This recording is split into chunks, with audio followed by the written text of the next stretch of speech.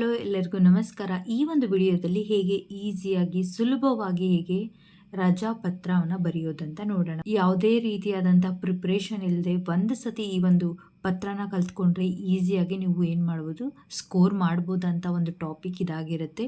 ನೋಡೋಣ ಬನ್ನಿ ಹೇಗೆ ಈ ಒಂದು ರಜಾ ಪತ್ರವನ್ನು ಬರೆಯೋದು. ನೋಡಲಿ, ಮೊದಲನೇದಾಗಿ ಇಲ್ಲಿ ಏನಿದೆ ರಜಾ ಪತ್ರ ಅಂತ ಹೆಡ್ಡಿಂಗ್ ಇದೆ. ಸೊ ನೆಕ್ಸ್ಟ್ ಸ್ಟೆಪ್ ಏನಾಗಿರುತ್ತೆ, ಫಸ್ಟ್ ನೀವೇನು ಮಾಡಬೇಕಾಗುತ್ತೆ, ದಿನಾಂಕ ಬರೀಬೇಕಾಗುತ್ತೆ. ದಿನಾಂಕ ಆದ ನಂತರ ಸ್ಥಳ, ನೀವು ಯಾವತ್ತು ಬರಿತಾ ಇದ್ದೀರೋ ಅವತ್ತಿನ ದಿನಾಂಕ ಹಾಗೂ ಸ್ಥಳ ಬಂದು ಇಲ್ಲಿ ಬೆಂಗಳೂರು. ಇವರಿಂದ ಅಂತ ಇದೆ ನೋಡಿ. ಯಾವತ್ತೂ ಅಷ್ಟೇ ಮಾರ್ಜಿನಿಂದ ಒಂಚೂರು ಗ್ಯಾಪ್ ಬಿಡಿ, ಇಲ್ಲ ಅಂತಂದರೆ ಮಾರ್ಜಿನ್ ಸ್ಟಾರ್ಟಿಂಗಿಂದನೇ ನೀವೇನು ಮಾಡಬೇಕಾಗತ್ತೆ, ಬರಿಬೇಕಾಗತ್ತೆ. ಸೊ ಇವರಿಂದ, ಯಾರಿಂದ ಬರಿತಾ ಇರೋದು, ಯಾರು ಬರಿತಾ ಇರೋದು, ನಿಮ್ಮ ಹೆಸರನ್ನು ಇಲ್ಲಿ ಏನು ಮಾಡಬೇಕಾಗತ್ತೆ, ಬರಿಬೇಕಾಗತ್ತೆ. ಆದರೆ ಕೆಲವೊಂದಷ್ಟು ಅಂದರೆ ಇತ್ತೀಚೆಗೆ ಏನಾಗ್ತಿದೆ ಅಂದರೆ ಅವರೇ ಒಂದು ಫಾರ್ಮ್ಯಾಟ್ನ ಕೊಟ್ಟಿರ್ತಾರೆ, ಕ್ವೆಶನಲ್ಲೇ ಕೊಟ್ಟಿರ್ತಾರೆ. ಅಲ್ಲಿ ಯಾವ ಒಂದು ಹೆಸರು ಇರುತ್ತೋ ಅದೇ ಹೆಸರನ್ನು ನೀವೇನು ಮಾಡಬೇಕಾಗುತ್ತೆ, ಬಳಕೆ ಮಾಡಬೇಕಾಗತ್ತೆ.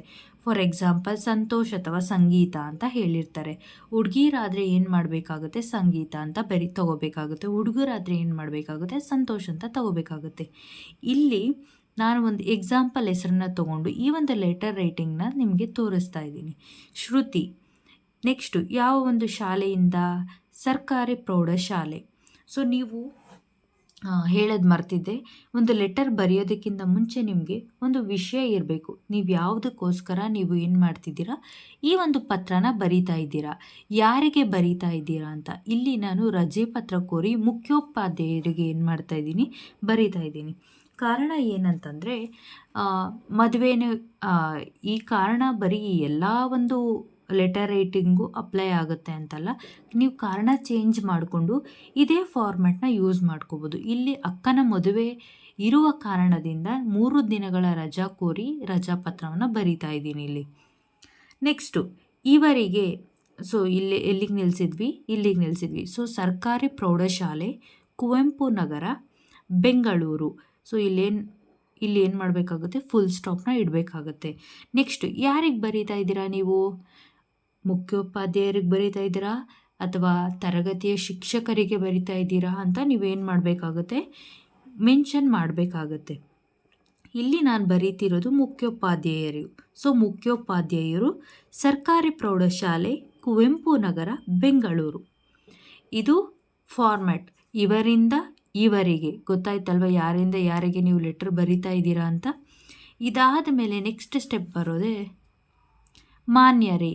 ಸೊ ನಾವೇನು ಮಾಡಬೇಕಾಗುತ್ತೆ, ಗೌರವಪೂರ್ವಕವಾಗಿ ಇಲ್ಲಿ ಸ್ಟಾರ್ಟ್ ಮಾಡಬೇಕಾಗುತ್ತೆ. ಮಾನ್ಯರೇ, ವಿಷಯ ಬಂದು ಏನು, 3 ದಿನಗಳ ರಜೆ ಕೋರಿ ಅಂತ, 3 ದಿನಗಳ ರಜೆ ಕೋರಿ ಪತ್ರ ಅಂತ ನಾವು ಇಲ್ಲಿ ಏನು ಮಾಡಬೇಕಾಗುತ್ತೆ, ವಿಷಯವನ್ನು ಇಲ್ಲಿ ಬರಿಬೇಕಾಗುತ್ತೆ. ಅದೇ ನೆಕ್ಸ್ಟ್ ಸ್ಟೆಪ್ ಏನಾಗಿರುತ್ತೆ,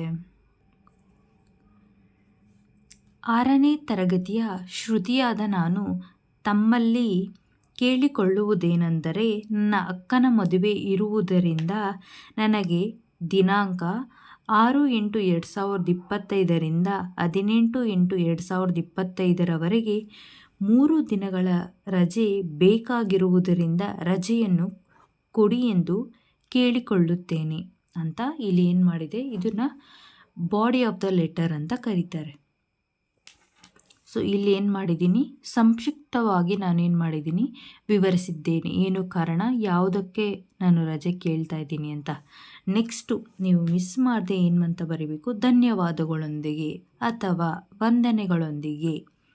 ನೆಕ್ಸ್ಟು ತಮ್ಮ ವಿಧೇಯ ವಿದ್ಯಾರ್ಥಿ ಅಥವಾ ವಿದ್ಯಾರ್ಥಿನಿ ಅಂತಾದರೂ ಬರೀಬೋದು. ನೆಕ್ಸ್ಟು ನಿಮ್ಮ ಸಹಿ ಕಂಪಲ್ಸರಿ, ಯಾವುದೇ ರೀತಿಯಾದಂತಹ ಮಿಸ್ ಇಲ್ಲದೆ ಇವಿಷ್ಟು ಸ್ಟೆಪ್ನ ನೀವು ಫಾಲೋ ಮಾಡಿದ್ದೀರಾ ಅಂದರೆ ನಿಮಗೆ ಈಸಿಯಾಗಿ ಸುಲಭವಾಗಿ ಮಾರ್ಕ್ಸ್ನ ತೆಗೆಯುವಂಥ ಒಂದು ವಿಷಯ ಬಂದು ಲೆಟರ್ ರೈಟಿಂಗ್ ಅಂತಲೇ ಹೇಳ್ಬೋದು. ಯಾರೂ ಅಷ್ಟೇ ಯಾವುದೇ ರೀತಿಯಾದಂಥ ಮಿಸ್ಟೇಕ್ ಮಾಡದೆ ಫಾರ್ಮ್ಯಾಟ್ ಏನಿಲ್ಲಿ ಕಾಣಿಸ್ತಿದೆಯಲ್ವ, ಇದೇ ಫಾರ್ಮ್ಯಾಟ್ನ ನೀವು ಫಾಲೋ ಮಾಡಿ.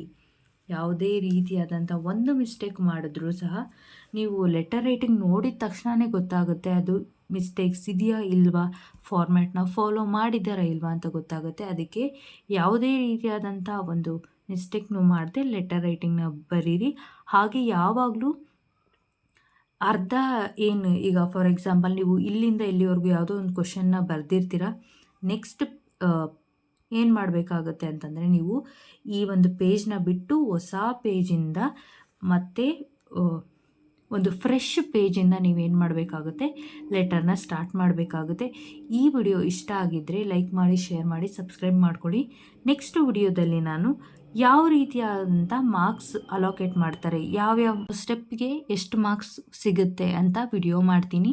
ಆ ವಿಡಿಯೋ ಬೇಕು ಅಂದರೆ ಕಮೆಂಟ್ ಸೆಕ್ಷನಲ್ಲಿ ಕಮೆಂಟ್ ಮಾಡಿ, ಸಬ್ಸ್ಕ್ರೈಬ್ ಮಾಡ್ಕೊಳ್ಳಿ ನನ್ನ ಚಾನಲ್ನ. ನೆಕ್ಸ್ಟು ನಿಮಗೆ ಯಾವುದಾದ್ರೂ ವಿಡಿಯೋ ಅಪ್ಲೋಡ್ ಮಾಡಿದಾಗ ನೋಟಿಫಿಕೇಷನ್ ಬರುತ್ತೆ. ಧನ್ಯವಾದಗಳು.